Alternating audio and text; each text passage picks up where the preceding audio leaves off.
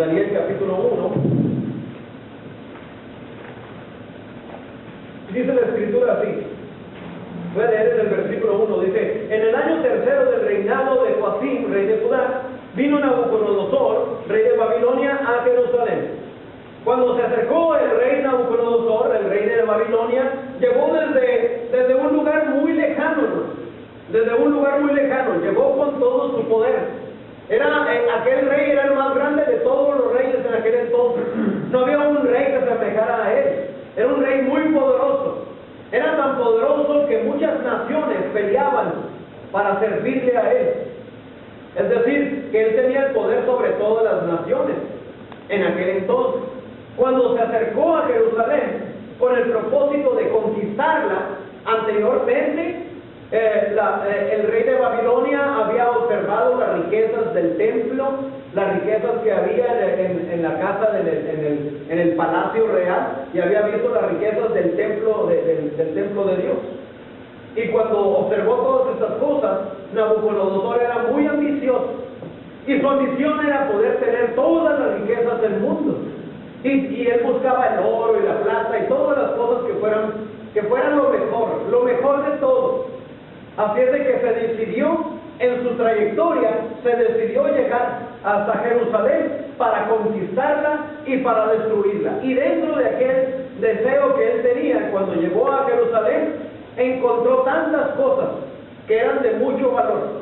Dice allá en Ezequiel que el pueblo de Dios que se encontraba ahí en ese lugar, ahí en Jerusalén, el pueblo de Dios ya se había tornado su corazón a diferentes dioses. El pueblo de Dios ya no seguía a Dios realmente. El pueblo de Dios se había entregado a Maús y a otros dioses que realmente era para Dios una ofensa terrible.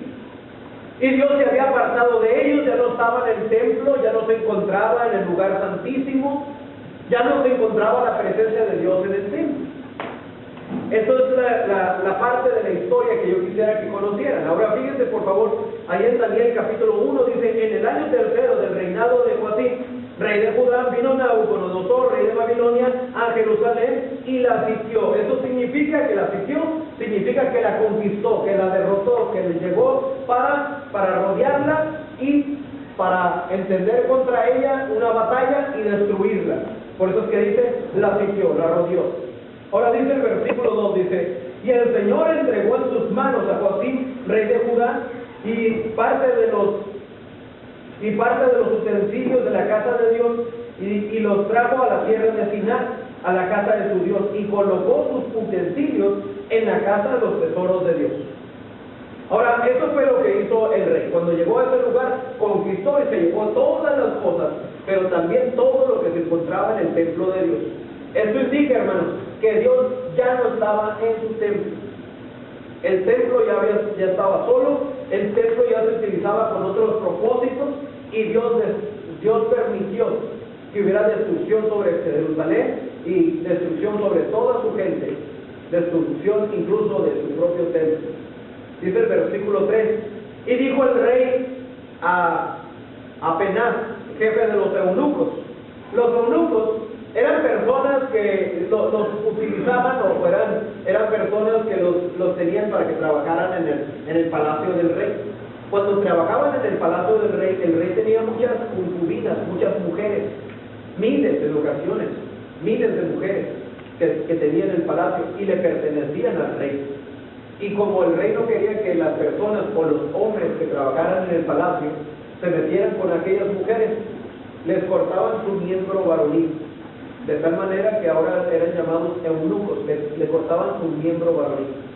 Por eso es que dice la escritura, habla de eunucos. Ahora dice que había un jefe de ellos, de los eunucos, que les dijo que trajesen de los hijos de Israel, del linaje real de los príncipes, muchachos en quienes no hubiese tacha alguna, de buen parecer, enseñados en toda sabiduría, sabios en ciencia y en buen entendimiento, e idóneos para estar en el palacio del rey. Fíjense, e idóneos para estar ¿en dónde? En el palacio del rey. El mismo propósito de los eunucos, estar en el mismo palacio del rey, esto conllevaba consigo mismo que tendría que ser eunucos también.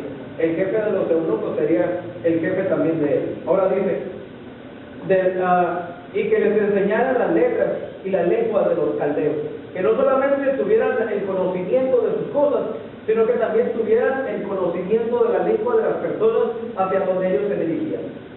Y les señaló el rey ración para cada día y provisión y comida del rey y del vino que él bebía, y los crea hace 3 años, para que al fin de ellos se presentasen delante del rey.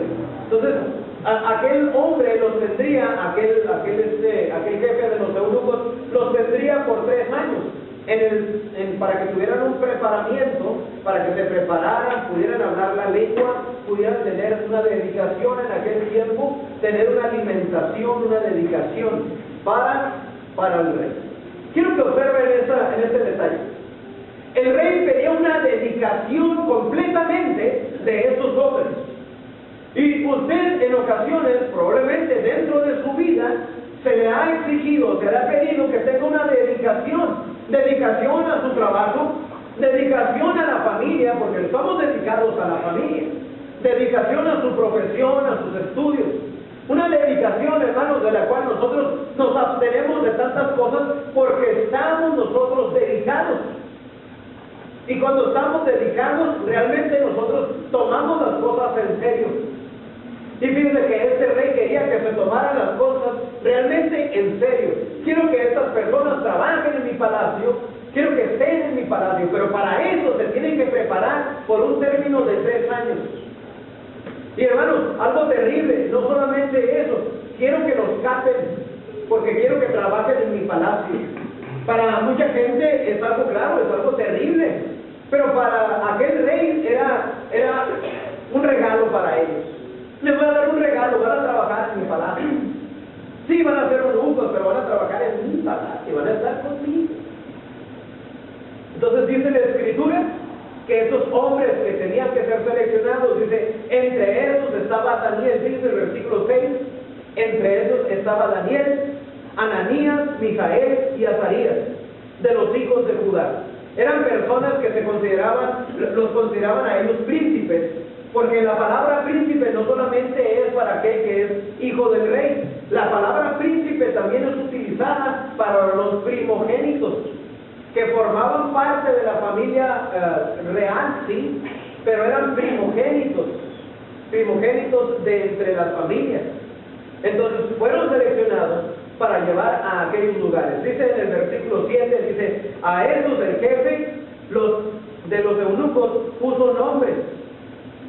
Puso a Daniel Belsasar, a Ananías Sadrach, a Misael Mesac y a Azarías Abed-Nego. Les cambió los nombres. Quiero que observe, por favor, en el capítulo 10. Lo que quiero que observemos es que la dedicación de estos caballeros, de estos hombres. Ahora, la Escritura aquí nos va a hablar de uno. En Daniel capítulo 10 nos va a hablar de una sola de estas 3 personas, o 4 personas. Estas personas, dice la Escritura allá en Daniel, en el capítulo 10, en el versículo 12, dice la Escritura así: entonces me dijo, Daniel, no temas. Quiero que piense un poco. Daniel no había sido seleccionado porque te voy a llevar al mejor lugar de lo que existe, de lo que tú has conocido en tu vida. No, Daniel era llevado prisionero.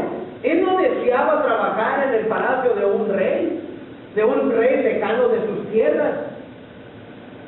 Daniel era llevado prisionero. Dice ahí la Escritura donde leíamos en Daniel capítulo 1, en el versículo 1, fíjense nuevamente. Daniel capítulo 1, versículo 1 dice: en el año 3 del reinado de Joacim, rey de Judá, vino Nabucodonosor, rey de Babilonia, a Jerusalén y la sitió. O sea, es decir, que cuando llegó Nabucodonosor, rodeó la ciudad y los tomó como prisioneros, destruyó aquella ciudad y se llevó a muchos como prisioneros. También se llevó al mismo rey, le sacó los ojos, también mataron a muchos. Y entre tantos que mataron, se llevaron algunos cuantos. De los de la casa real nos vamos a llevar los príncipes. Y aquí es lo que nosotros encontramos. Daniel no fue el mejor de los lugares que él podía haber soñado. No, él fue llevado prisionero. A él no lo llevaron a aquel lugar porque él deseaba, no. A él lo llevaron como prisionero. Entonces dice la escritura aquí en Daniel, capítulo 10, versículo 12, dice la escritura: entonces me dijo, Daniel, no temas, no temas. El primer punto que nosotros observamos aquí en el versículo 12 es que Dios nos dice que no temamos. Nosotros tenemos que ser fuertes, tener confianza, reconocer que hay una esperanza para usted y para mí. Y el primer punto que Dios menciona en este mensaje para Daniel es: no temas. Podríamos temer nosotros. Nosotros podríamos estar con una incertidumbre en nuestras vidas y vivir con muchos temores. Temores a las enfermedades, temores al futuro, temores al fracaso, temores a las circunstancias de la vida, temores a una derrota, temores a una guerra, temores que tenemos, hermano, por causa de la inseguridad, por causa de la inseguridad de los países, por causa de la economía, por causa de nuestros hijos, por causa de nuestros cónyuges. Tenemos temores. Y los temores que nosotros tenemos en ocasiones nos hacen perder la esperanza que tenemos. Cuando perdemos la esperanza, perdemos la confianza que hay en Dios. Sin embargo, hay un mensaje para Daniel, y su mensaje es: Daniel, aunque las circunstancias sean duras, aunque todo el pueblo se encuentre bajo prisión, en prisiones, como prisioneros, esclavos en esclavitud, haciendo diferentes trabajos por causa de la esclavitud. Fíjense, hermanos, aquel pueblo había sido conquistado porque también los consideraban como los mejores arquitectos en todo el mundo. Entonces los llevaban y los vendían a diferentes ciudades.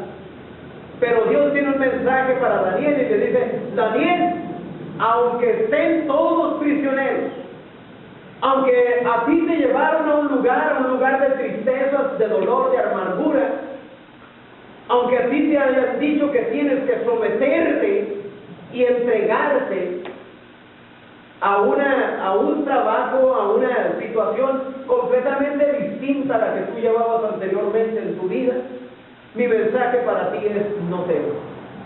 Y hermanos, el mensaje que es para usted y para mí, de la misma manera, es que no temamos, que no perdamos esa confianza, que no perdamos la fe, que nos fortalezcamos nosotros por medio del Señor Jesucristo, que nosotros estemos convencidos, hermanos, que hay una promesa para usted y para mí. Aún a pesar de cualquier circunstancia de nuestra vida, hay una promesa para usted y para mí.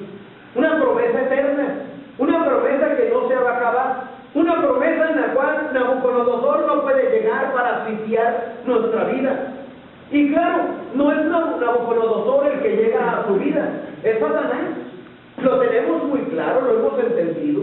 Satanás ha llegado, ha rodeado la tierra, pero también ha rodeado nuestras vidas, y nos ha rodeado él juntamente con sus demonios. Y en ocasiones desea trabajar en nuestras vidas, hermanos, pero aún a pesar de todas las cosas que nos pueda hacer, dice la Escritura que no temamos. Daniel, no temas. Ese mismo mensaje es para usted y para mí. Por eso es que es tan importante darnos cuenta que el mensaje que hay en la Escritura también es un mensaje para mí y para usted.